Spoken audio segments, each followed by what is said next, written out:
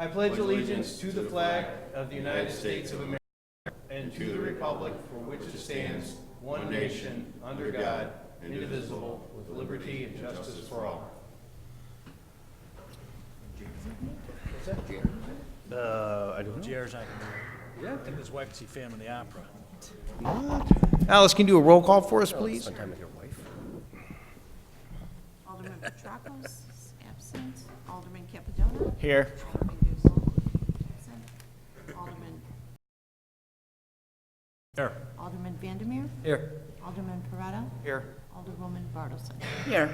Okay, 6 present. Okay, thank you. Pastor Lou's here from the police department. Want to open us up, Lou? Ask you to join me in prayer. Almighty God, in this season of lights, may your light penetrate our hearts, giving us fresh faith, hope, love, and peace. Instill in us a sense of your abiding presence in each of our lives. We thank you for your great wisdom that includes understanding of what is fair, what is true, what is right, and what is lasting. We ask you tonight to grant the leadership of our city your creative wisdom in their decisions and work. Give them the ability to work in harmony and unity. May the results reflect your insight, making our city a city of lights.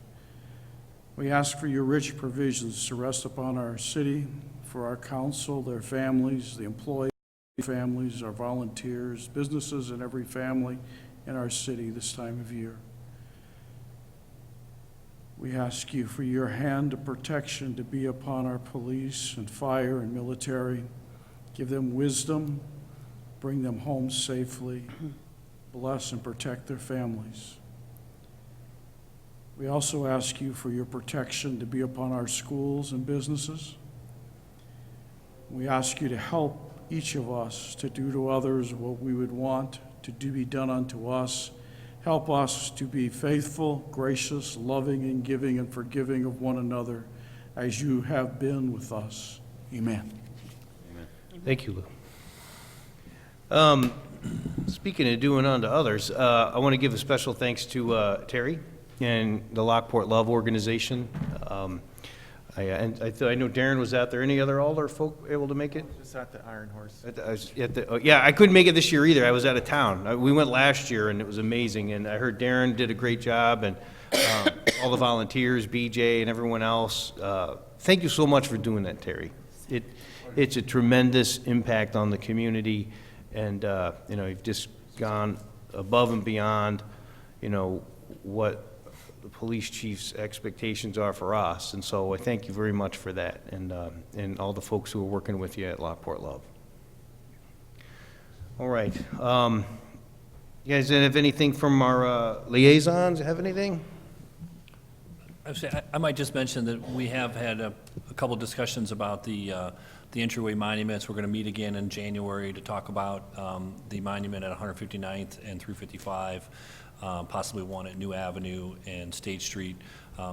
That is trying to work with us in regards to what we're going to allow in the right-of-way as we welcome residents and visitors to our town.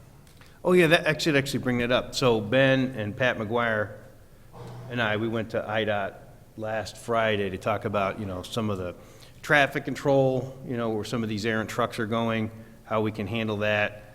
IDOT's not very big fans on putting the signs on their state routes, mainly because they're like, hey, we have 4 mayors a month come to us with these requests. So, but they did say we can put as big a sign as we want, as close to their right-of-way as possible on the entryways. So I think we've got some new designs that we're going to do that I think will help. But going along with some of the things Ben was saying, because that came up, the monument signs, one thing we didn't realize were some of the monument signs that are closer to the roads, that they're like, yeah, you can't have that because if a car crashes into it. We said, what about these cities? We showed some pictures, and they're like, those are actually made of foam. So there's some things that we learned that we can create that could be done.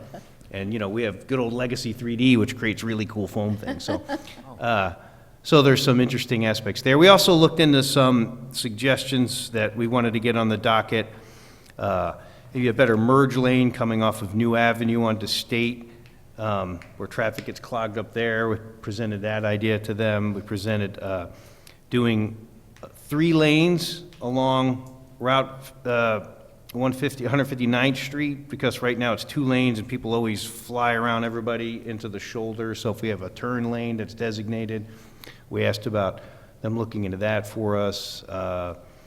We had one other project that we put before them.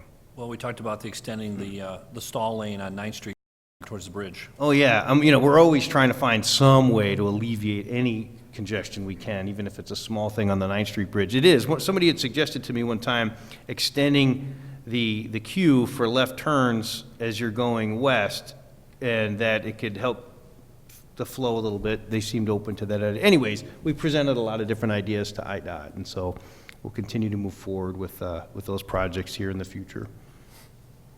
All right, Joanne, looks like you had something? Well, I just wanted to just add that I'm hoping that now it's not going to take as long as it did for them to come back and tell us that they wouldn't allow us to have the original plans, as The monuments, you mean? For the monuments, yes. So I'm hoping that if we can get this going, and hopefully we can have it start We building plan the... to bring a plan back to council to show, because we did put some significant funds in the budget for landscaping in that median on 159th and potentially a couple of monument signs that IDOT just said they had to be a breakaway design in case a car hits them. So we'll have to change it up a little bit and resubmit. All right. Anything else out there? No, that's it. Okay. Then we'll jump into it. Ben, what do you got? Thank you, Mayor. Members of the council, CA1 is the first item of business. There's actually 3 separate memos for new positions that were in the budget for 2017 that we wanted to get concurrence from the council on these positions before we end up posting and try to hire them. The first one is a maintenance worker in the wastewater department. This wastewater department is part-time, non-exempt. The salary is $11 an hour and not to exceed 15 hours per week. This is a high school co-op opportunity that Joe Finley works with the local school, and it has served as a kind of a training recruitment tool for advancing careers in the wastewater industry. It's not necessarily something a lot of people think of, but it is a good professional career that you can raise a family on. And I know Joe is seeking approval to add back in. We have had prior co-op kids in the program, and it seems to be successful. And so I think we're looking for approval to proceed with that position this year. And, okay. So if there's no one objecting that one? Well, yeah, you guys, any Any deliberation? I didn't know if you want to read all 3 of Something them. that we've long discussed. And I think we actually had a co-op kid that became full-time as Yes. well, right? So I think it's a good program. Okay. That's okay on that one? The next position vacancies is a building maintenance worker. The salary range on this one is about $15 to $25 an hour, depending on their qualifications and experiences. This would be a part-time, non-exempt position. This is being created because of the loss of the Central Square Committee. The 3 government entities had an employee that was an IMRF employee that is no longer with us and retired. The government entities are dissolving and the city's taking over. We have a lot of our employees kind of jumping in. Joe Cronin and Scott Struckmeyer and specifically have spent a lot of time here trying to help, bulldog a lot of problems we've had. And we need them out on the street doing their regular jobs. And we felt that this position could not only serve this facility, but also other facilities that the city has. And if things were slow, that Joe, either one, the Director of Public Works or the streets supervisor could put them to work with other tasks to fulfill their part-time hours. Well, that's interesting. So right now, like, who takes care of the Public Works building and the maintenance there? Is that just the guys? Really, whoever, Joe Cronin, if he's out there or whatever happens. Typically, most things are done by vendors, and so someone has to kind of handhold the vendors, set up appointments, bring them in, show them what the problem is, get quotes, get estimates, get things done. That's typically happening here the most in the last 6 months to a year since Central Square got rid of their employee. And we've also had Public Works employees kind of manage. We had the air conditioner go out at the CED Center this year. So typically, public Works staff gets relied on. Even I spend some time doing managing vendors and windows and things like that. So we just felt the part-time position, we could justify in regards to not just taking care of this building, but all buildings, and then also kind of being a miscellaneous help person for the Public Works Department as well. Okay. Thoughts, questions? And there are job descriptions in your packet attached to these too, if anyone has any questions about those. All right, and then the big one? Is everyone okay for that? Thank you, Mayor. Yes, the other position we have is the Director of Public Works position. This would be a salary range of about $95,000 to $125,000 annually. This is a full-time position that's exempt. The position is currently held by Joe Finley. Joe was promoted to the Director of Public Works in 2013, and he was a prior wastewater supervisor back in 2009. And this is nothing to be said about Joe. Joe is an excellent employee who's helped the city save a lot of budget funds. He's really held two positions. We never backfilled the wastewater supervisor when he was promoted. He is doing both those roles now. And I think part of this came out of the strategic planning session about proper succession planning with our positions. And Joe has given the hint that he will be retiring at some point in the near future. Haven't narrowed it down whether it's 1 year, 2 years. But we feel that when he does go, we're going to have to replace him with not one but two employees, and we'd like to hire one of those employees now in 2017. We did put budget funds in the budget for this position. We've talked to Joe about it, whether he wanted to stay in the role of Director of Public Works or if he wanted to go back to the treatment facilities and be the wastewater supervisor that he was before. I think he feels like it's kind of his baby. He's really put a lot of time and effort and heart into those operations over there, and he would like to make sure that is going smoothly for whoever his replacement will be at that time. So we're seeking approval to hire another Director of Public Works, do some combined training, and let Joe go back to being the wastewater supervisor position. And then when he retires, we'll replace the wastewater supervisor as well. All right, thoughts, questions, concerns? Ben, you mentioned talking to Joe, but it wasn't 100% clear. His preference is to go back to the wastewater Yes, treatment? yes, that was, we thought he's obviously earned the right to decide which position he wanted, and he seemed more comfortable with doing the wastewater supervisor, and I think there's some capital things that he wants to streamline and make sure he can improve there. And this is something we would probably post in the first quarter, do our interviews, hopefully maybe get someone in position before the summer, and there's a full job description in your packets as well. And if anyone has any questions. Can we not allow Joe to ever retire? No, that I can't do. I can't promise that, so. Then this seems fair. Okay. Yeah, I've never seen anybody work as well with public as Joe does. Yeah. It's outstanding. And I'm sure whoever the next Director of Public Works will be, he or she will probably still rely on Joe for some of that assistance and things and the knowledge of the community. And he's a great resource, and it'll be a big loss when he's gone. Right, and I think that's why it's probably important to do it now while Joe's still around. Okay. We all on board with moving forward with this? Okay, Okay. thank you. All right. Terry, what do you got? And you had something else too you wanted to mention tonight as well, if that's not on the agenda. I did. Can I mention that now? Yes, yes. Nationally, there's a epidemic where numerous people are dying, and in particular, young people, and it's the heroin epidemic. No city, no state is immune. I'm the president of the Illinois Drug Enforcement Officers Association, so I get to see a lot of different initiatives, things going on in other towns. So in response to that, January 1st, we're going to start a Safe Passage Initiative. And basically what it is any person addicted to heroin, or really any drug, but particularly opiates, will be provided treatment. We've already arranged treatment in advance through providers where we will get them treatment. And there are many people addicted to drugs that can't find treatment. They can't get in immediately. Well, we've arranged for people to be immediately treated. So that's going to start January 1st. We had a meeting with 8 volunteers. We have 8 volunteers, and we have 4 other people that are assisting. They've been through training. We've done background checks on them. So when a person comes in, they're going to be instructed to come during business hours from 8 to 5:30 to the police department. A police officer will come in. They'll call in the volunteer.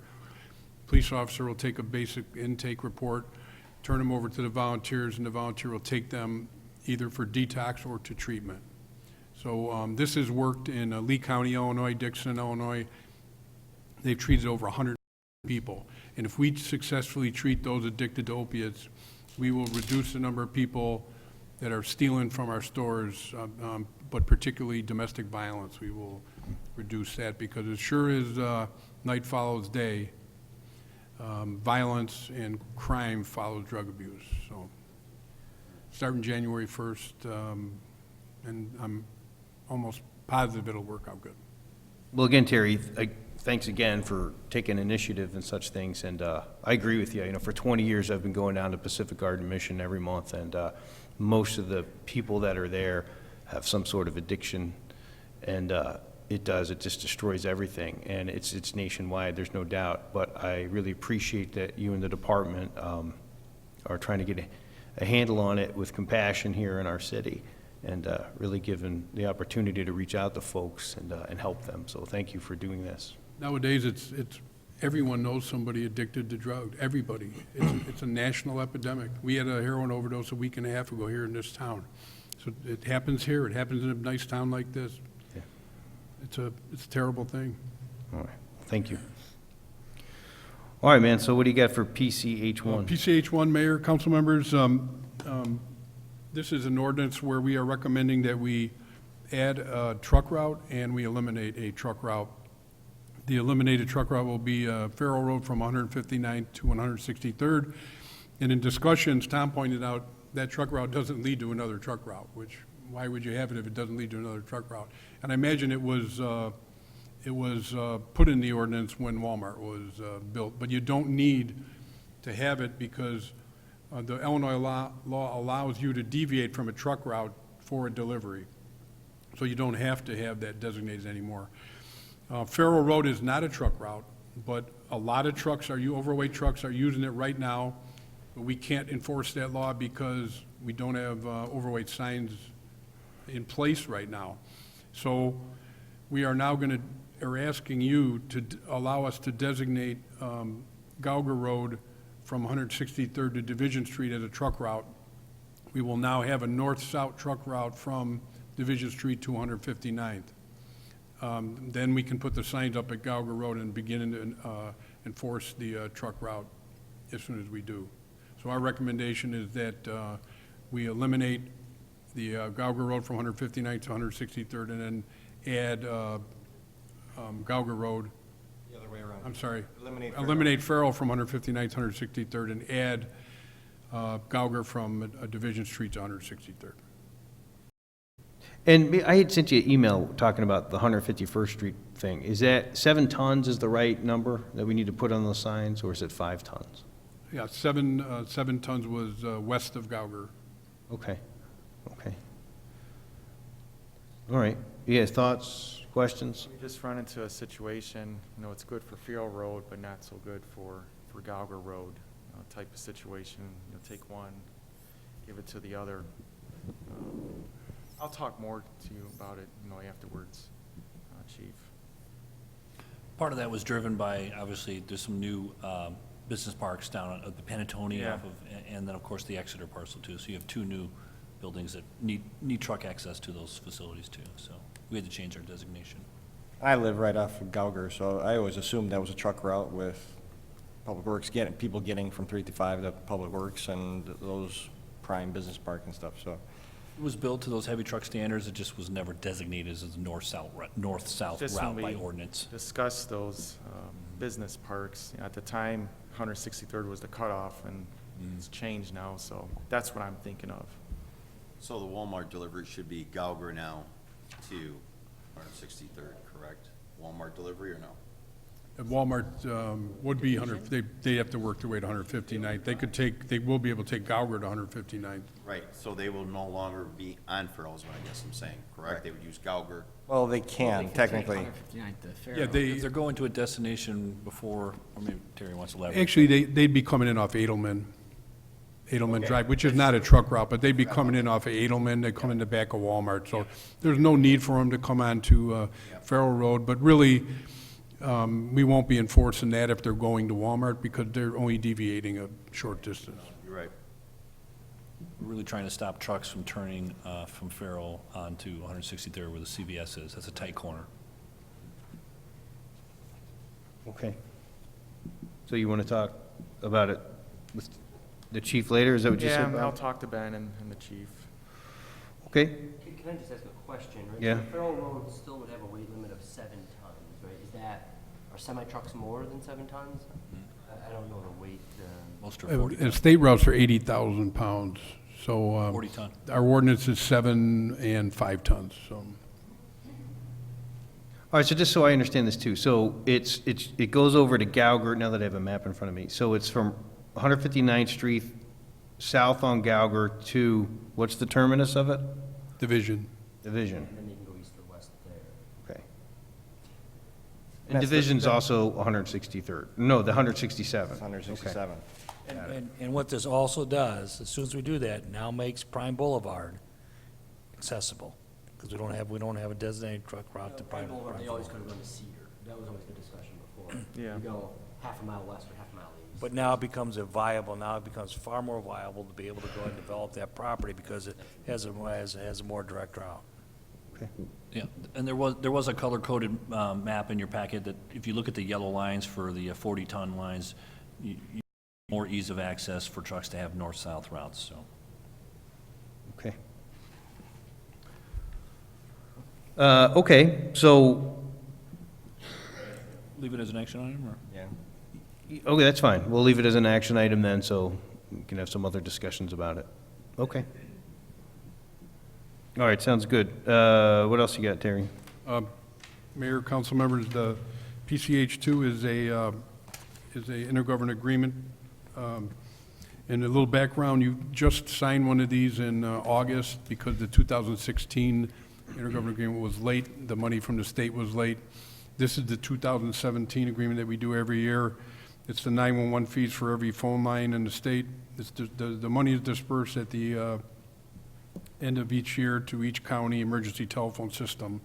And we use that money, we turn that money over to Westcom because they are our dispatching center. So this intergovernmental agreement would allow the money to go to Westcom. All right, is this something we can do as a consent agenda, or does anybody have any questions about it? Seems like one of those housekeeping things, it's got to be done. All right, let's put it on the consent then. All right, holy moly, look at that. Any new business? Then look for a motion to adjourn Committee of the Whole. So moved. Second? Sound like Chris and Bob? Yes. All in favor? Aye. All right, we'll jump right into it. May I have a roll call, Alice, for City Council when you're ready? Sure.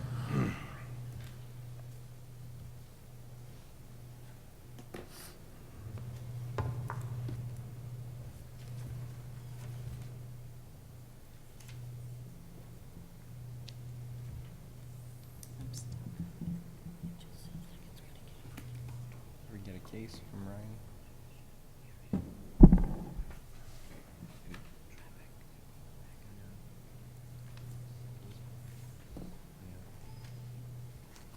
Everybody thank Bob and Alice for their treats?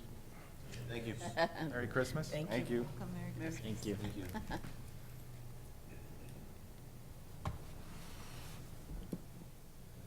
Okay, Alderman Petracos, Here. Alderman Capadona, Here. Alderman Villalobos is absent, Alderman Smith, Here? Alderman Deskin, Here. Alderman Vandermeer, Here. Alderman Peretta, Here. Alderman, Here. I think I heard you. sorry, I was losing my voice. There's a cough. All right, everyone, I'm looking to have a motion to have a consent agenda tonight. So moved. Second. Brian, seconded by Jason, all in favor? Aye. All right, so tonight we have the December 7th regular city council meeting minutes, the committee of the whole meeting minutes. We have our payroll period ending December 4th, approval of various bills. We have a planning and zoning case 2016-012, and that covers ordinance 16031. We have our lease agreement with the Central Square Building for Congressman Lipinski. We have an agreement, the regulation of parking and movement of motor vehicles with the White Oak Library. There was vacancies ordinance for 16028, for the appointment of a deputy chief by chief of police. We have a lease agreement with Lockport Chamber of Commerce for the space here in Central Square. We have a financial and municipal code ordinance number 16029, 16030. We have the finance software, motion to allow the city administrator to go into a contract for that. And then the 355 Corporate Center Phase 1 subdivision bond reduction. So those are all the things on our consent tonight. I'm looking for a motion to pass it. Make the motion. Jason, Second? Oops. seconded by Joanne. May I have a roll call, please, Alice? Yes. Petracos? Yes. Capadona? Yes. Smith? Yes. Deskin? Yes. Vandermeer? No, or, yes, sorry. Okay. Beretta? Yes. Give him some chocolate, Bartleson? Yes. some sugar. I was looking ahead in the agenda. He's all worked up to say no to this year. Oh, I really was. Jesus. All right, next thing is, Used it up. for me, I was looking to, for the appointment for the Heritage and Architecture, is bringing on Jack Pastori for replacement for Bob Morris, who's kind of stepping down because he's doing more projects in the downtown, doesn't want any conflict, so he asked to step down, and we're bringing Jack on board. So, anybody have any particular issue with that? Okay, he's a good I cat. appreciate Bob stepping down if he's, No, it's, yeah, it's the right thing, so. I'll make that motion. All right, motion from Brian, second. seconded by Jim. All in favor? Aye. Any nays? Okay. When does the current term end? You could just step down now, so it'll be immediate. No, not for Oh, Bob, the rest but of it? The rest of it. I think he has like it was a 3-year term, and I think he was appointed last year. Two It's more about years 2 left. Yeah, years. so to finish it out, it's a 2-year term. Thanks. All right, next item is a motion to approve the executive session minutes. Make the motion. Jason, Second? seconded by Bob Peretta. All in favor? Aye. Any nays on that one? Okay. Ben, you want to take the next one? Sure. Thank you, Mayor. Members of the council, this is, we'll be seeking a motion to approve the Resolution 16097-A, resolution dedicating funds from the Douceur project through the redevelopment agreement of the Quiet Zone project for rail crossings in the city of Lockport. We did discuss this at length at the last meeting. I wanted to also include, there were some questions about the annexation agreement that we discussed from Chevron, and I had mentioned that there was about $450,000 available. These would be advanced TIF funds monies that Chevron has made available in their annexation agreement. If we chose to use them for contingencies, we could. So I did include that annexation agreement in your packet, just so you can see the language that was in there. And we're still seeking a motion to approve as presented. All right, so looking for a motion. I'll make the motion. Darren, Second? Joanne. Okay, any discussion? Okay, well, why don't we do a roll call, please, Alice? Petracos? Yes. Capadona? Yes. Smith? Yes. Deskin? Yes. Vandermeer? No. Beretta? Yes. And Bartleson? Yes. All right. And then, Amy, what do you got? Okay, the item that I have on the agenda tonight is for the Oak Creek Unit 2 Letter of Credit Reduction Number 3. The developer has requested a letter of credit reduction in the amount of $83,585. This is for subgrade for the roadway, PCC sidewalk, streetlights, parkway trees, streetlights, and some sidewalk or landscape buffer on Oak Avenue. We've inspected all of these improvements and found them to be satisfactory, and we're requesting that the letter of credit be reduced in the amount of $83,585.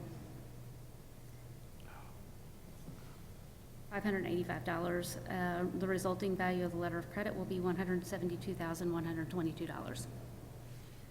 All right, looking for a motion to approve. Motion? Joanne, Second. seconded by Jason. Any discussion on this? Feel good? Okay, why don't we do a roll call? Sure. Tracos, Yes? Capidono, Yes. Smith, Yes. Feskin, Yes. Vandermeer, Yes. Loretta, Yes. Bartleson. Yes. 7 yeas. Oh, that can't be. All right, my friends, that looks like the evening. Unless anybody has any last-minute comments. All good? Happy holidays to everyone. Right on, happy holidays, I like it. Merry Christmas. Everything. Okay, Be safe. all right. Okay. We'll have a motion to adjourn. So moved. Oh, now he's. Man, you guys are like, Ready to go. that was Jim and Jason. All in favor? Aye. Aye. All right, everyone, see ya. No, Steve.